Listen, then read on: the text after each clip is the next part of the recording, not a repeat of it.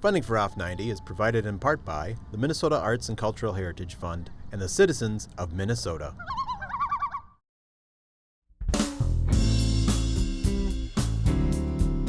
Cruising your way on this episode of Off 90. We take a look through the rearview mirror at a few of the stories that appeared during the 6th season of Off 90. Southern Minnesota is rich with culture, history, and art, and the Off 90 crew works hard to bring those stories to you. So, sit back and enjoy this recap of an engaging and entertaining season.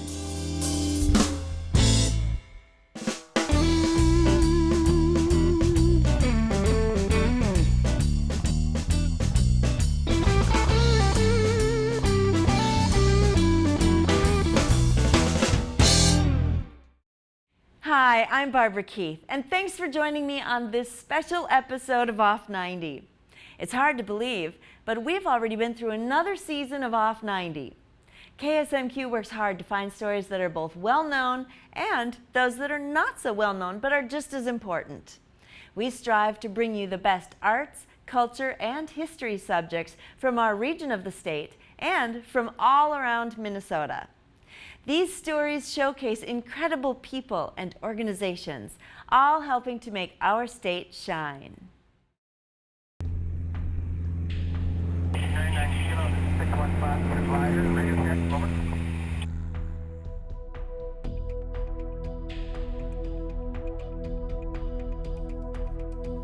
It's what we call a glider regatta, and the difference between this and a contest on it, this is just for fun.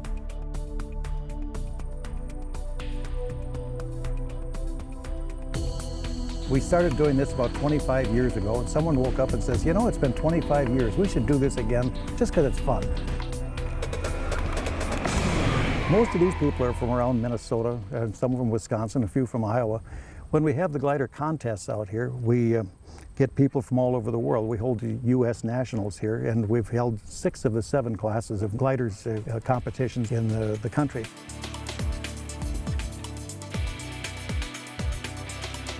Gliders are fun to fly on it because, one, you don't have to manage the engine, and the second thing is because it's a challenge to fly it and fly it accurately and correctly.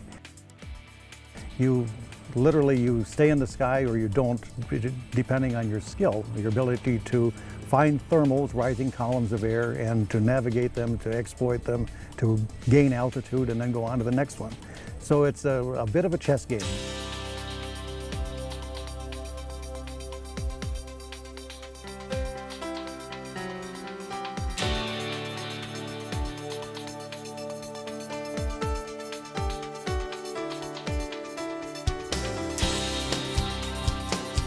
So many people think that gliding is difficult, and it is. It's difficult in that you have to be able to navigate and find unseen thermals and these kinds of things. But on the other hand, gliders are very simple to fly. You look at most of these gliders, they'll stall at 28 to 30 miles an hour. They're very, very slow-flying aircraft on it when you need to. They'll cruise at over 100, but they're built to be landed out in fields if required.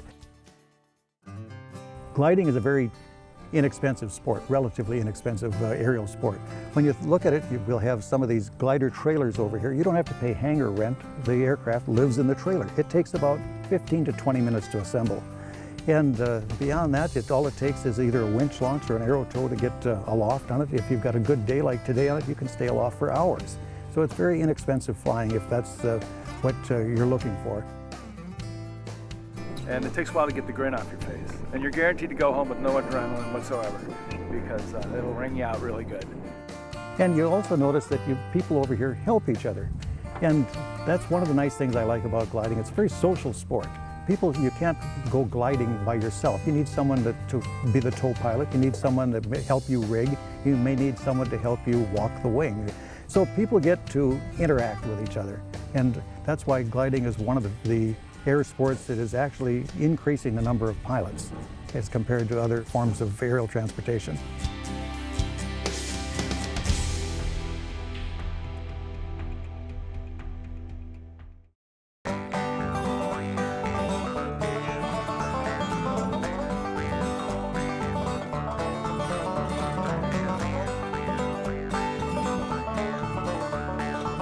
We started out with one of the prettiest spots in the whole world that people want to come to anyway.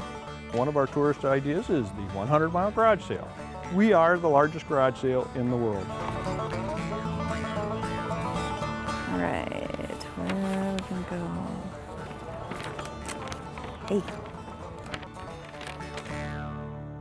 Hey. Yep, it's both sides of the river. Starts up north with Hastings and Prescott are our northernmost cities down to Winona. Here we are in Lake City. Lake City is right smack dab in the middle of Lake Pepin. All right, and how many garage sales are on the tour this year? Literally thousands. Garage sale! Hey, I wonder if this trucker's gonna honk at me. He did! Yay! I wonder what's the difference between a garage sale and a yard sale? And for that matter, what's a rummage sale?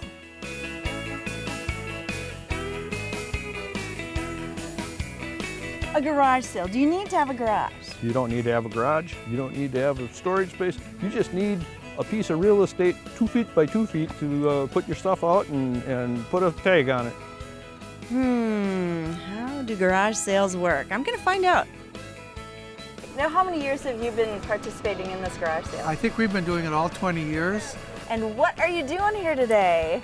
We've been coming down here for probably the last 5 years or so, just antiquing and buying old stuff. I noticed you're here looking at fishing poles at this garage sale. Yeah. Are you a fisherwoman? Oh yeah, And I outfished my husband many times. really? Yeah. Oh, I love it. Good. This one right behind us, they did a great job. They've got stuff spread out, that all sorts of stuff. They've got paintings and pictures and glassware, and they even got an Elvis. It's Elvis! Elvis! Elvis, I love you.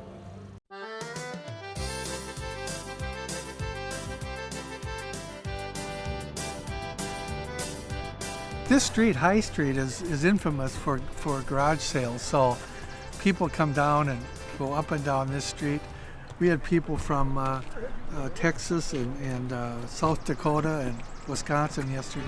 Really don't need a map. All you need is a pair of eyeballs, because as you drive around, you will see signs and arrows, and you will find garage sales whether you want to or not. And how many garage sales have you been to I today? lost count. And you love garage sales. Do you ever go to any? That's where we got most of this stuff.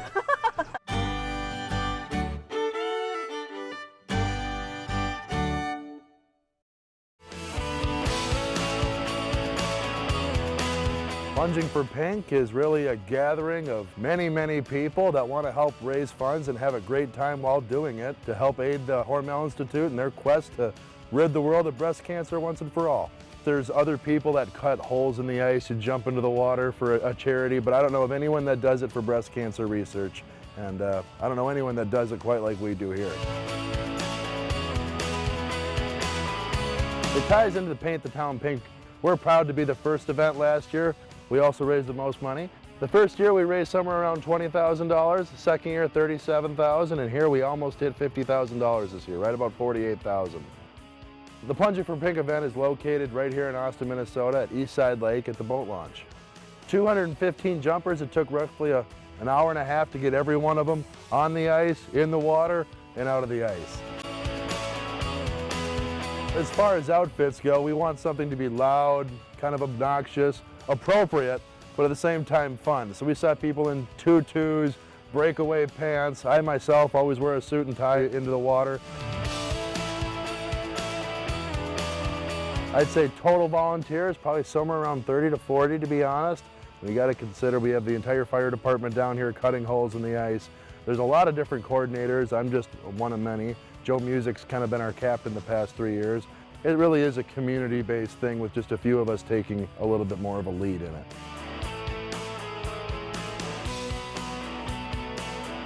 I don't have any family myself that's been affected by breast cancer, but I do have friends, some of them dear friends, who's like either their wife or their loved one has been affected by it. It affects us all. I think we've all seen somebody touched by it, and I would like to help end it before it does reach my family.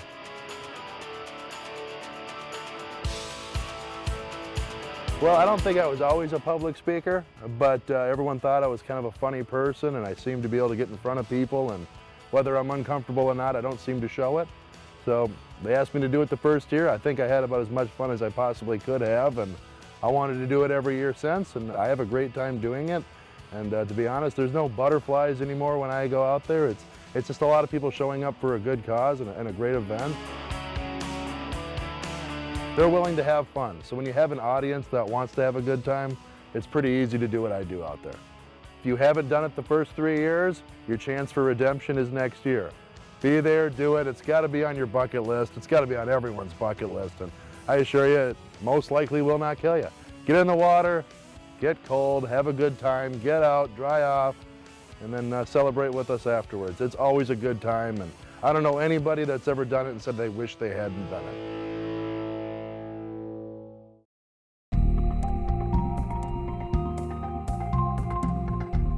The world of textiles is really a fascinating world because they're breaking all the rules.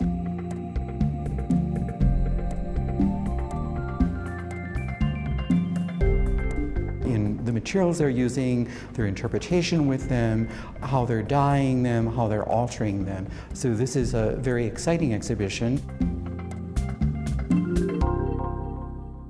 Surrounding me, I have a textile exhibition, and what is really exciting about this exhibition is the unusual materials that the artists have used.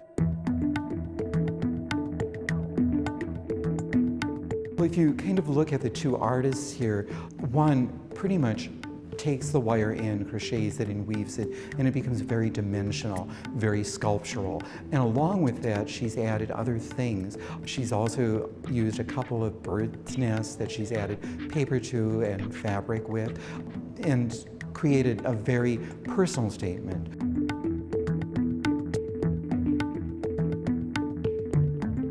The other artist we may think of as maybe slightly more traditional, using some fabric that I think may be organza, which is very transparent, that she's altered by dyeing in various different ways, and then how she's assembled it in this textural way that has been sewn as well. So there's maybe a little more traditional handling of the material, but still very expressive and very personal. Textile artists, I think, have a lot more fun, probably than the traditional artists, and it's a field and an area that I think excites both men and women because there's an opportunity to use a variety of material. They're not confined by the constraints of history and material, and they're finding new ways to express themselves.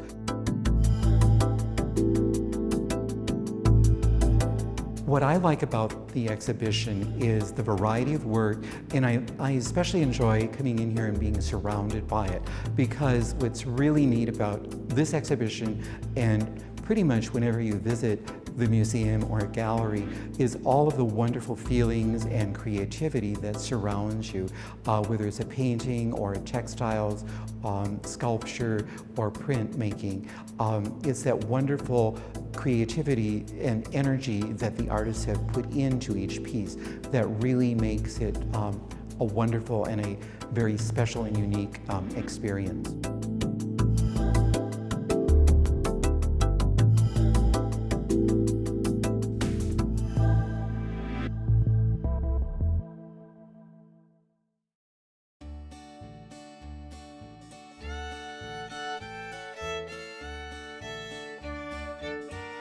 My name is Ward Herring. I'm the grandfather of this operation. My dad was helping, walking around in the woods, helping him carry pails and taps and helping him hook up the pails. And I would hold a little cup on it and take a drink of the water that come out of the tree, and it was semi-sweet. That was the first sap I tasted about I was 10 years old. It's interesting, and it's something we always did. It was kind of a hobby. We'd do so much for the family, and for 1 year.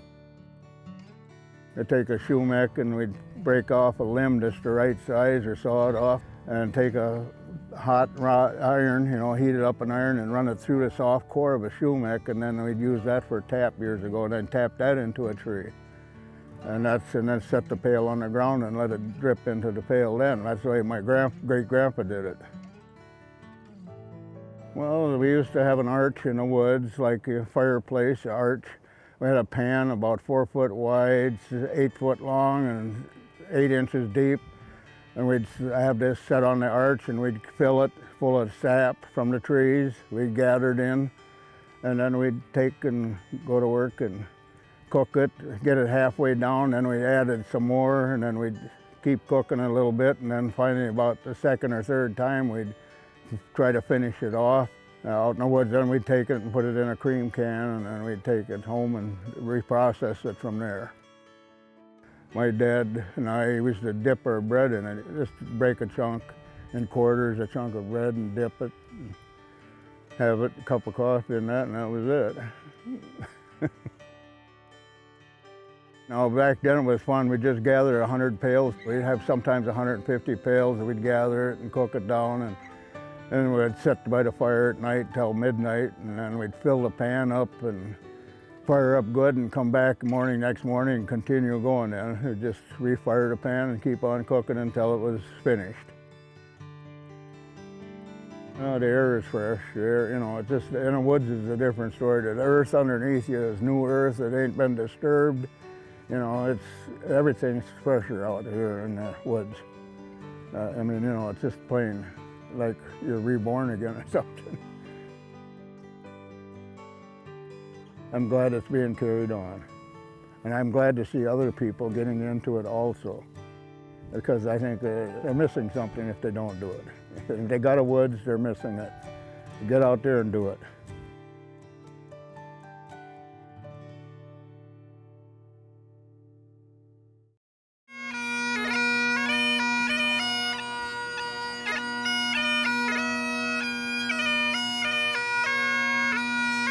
Welcome to Rochester, Minnesota, the most Irish place in America today, maybe. It's the most Irish place in Minnesota anyway, right now. So the event has grown since we started in 2011 from a very small, tame festival in the Peace Plaza with a couple of acts to this huge festival now growing with a workshop area, a kids stage, a lot of kids events here, and we've a massive stage out in the main park, the baseball field here at the History Centre. And it's just going from strength to strength. Well, Irish Fest here in Rochester, Minnesota is every Labour Day weekend a big celebration of Irish culture. Music, storytelling, dancing, baking, dogs. We have a big main stage that has music going throughout the weekend, Friday, Saturday, Sunday. The main thing I want people to experience is that they enjoy the crack, and that's not something you buy on the street here in America. That's the music of the other world.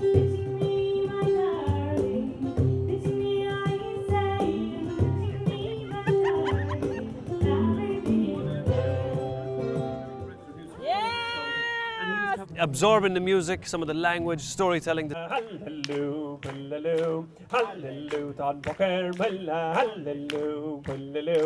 dancing, and really getting the taste of the cultures that I grew up with. So some of the most Irish things you'll find here are people like myself with an accent maybe, but with that we have the finest Irish traditional musicians. And then we've great storytellers, we have artisans, we have great displays of history of Irish in Minnesota. And then we have all of the types of Irish dogs. We have Irish wolfhounds, red setters, and every type of dog you think will come from Ireland, they're all here on view in the dog tent. And we have the hottest band in the country, Bioga, who were flown in from the north of Ireland. Here at Irish Fest, we really base our emphasis on traditional Irish musicians that are touring the country at the moment. They're coming here to Rochester, Minnesota. That's where it all springs from, the music. And so if the music is what brings them in, then we can expose them to the other elements of the Irish culture and absorb that kind of island feeling of Ireland that, time is not essential. It's all about enjoying yourself. And sometimes in America, it's very hard. People work too much. And if I can help them in any way to enjoy life a bit better through music and storytelling and Irish culture, then I'd be happy with my day's work.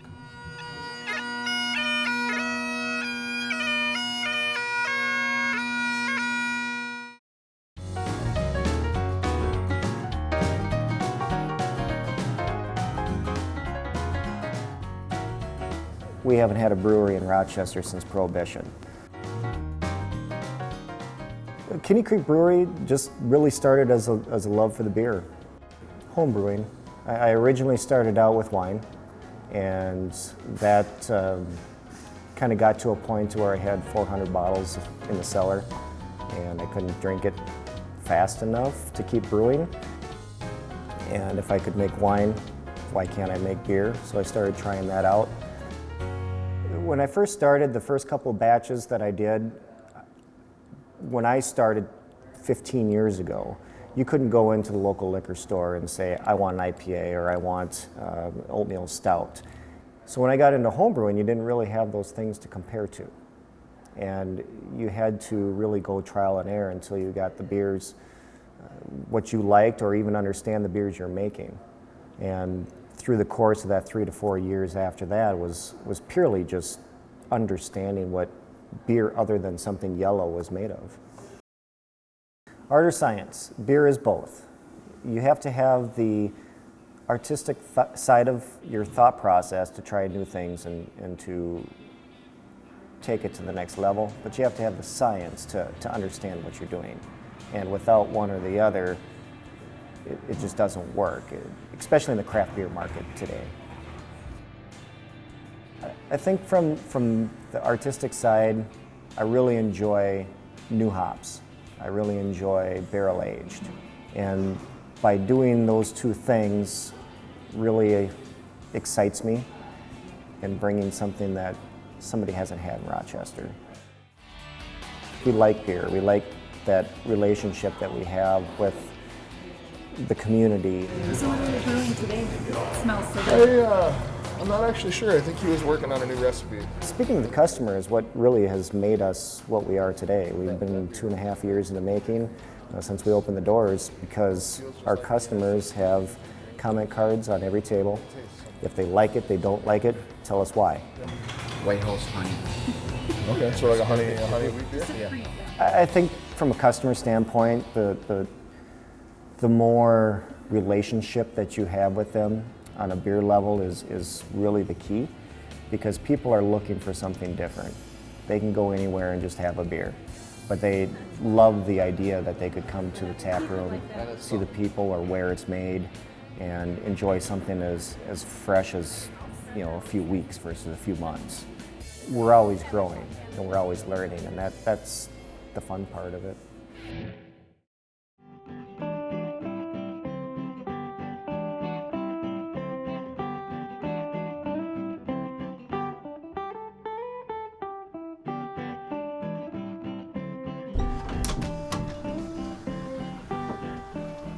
My name is Leah Carlson, and I am a tiny house dweller and aficionado. So a tiny house has roughly defined as, you know, some people say under 400 square feet, some people are really radical and say it's under 100 square feet, so, but a lot smaller than even a small house. I think the thing that appeals to folks is the idea of not having to have a lot of stuff and a lot of space for stuff. It starts to feel like your stuff owns you. So I did a rough sketch and I brought it over to my neighbor who knows how to do everything and said, do you think we can build this? Well, believe it or not, as a tiny house dweller, I'm actually claustrophobic. So I made it as tall as you could legally have it, which means there was room on the south side for extra, you know, windows up above to let light in. And that was really important to me, so it would feel really open. And a lot of people have built-ins that are functional, and I just have my stuff functional and really mobile. So one of the things I have is all my bookshelves are actually crates. They can be stacked up, or right now they're all underneath the bed, holding the bed up so that the bed becomes functional space. And part of why I am here is because I wanted to try and kind of go the next step in self-sufficiency and have a space to grow my own food and learn to, you know, can and put stuff up and just see how much I could actually, you know, do myself. I wanted to be off the grid with solar panels. I do not have indoor plumbing. I collect rainwater off the roof, and it's filtered and stuff. One thing that really changed is being really conscious of water use, because I'm hauling all of it, and it's not difficult once you have a system figured out, but you start to realize I started to realize how much water I wasted. It is peaceful, it's nice to be away. I feel like I know every inch of this place, in part because I helped, design and build it, but in part because when your space is really small, you become really intimate with what fits where and how things go, and all of that kind of stuff. So your reaction of having, it feels so calm in here, I'd take that. It's comfortable like an old friend is. That's all for this episode. Please help Off 90 meet its financial obligations by becoming a member of KSMQ Public Television. Give us a call at 507-481-2095 or 1-800-658-2539. Or sign up online at ksmq.org. Thanks for watching. Join us next time, Off 90.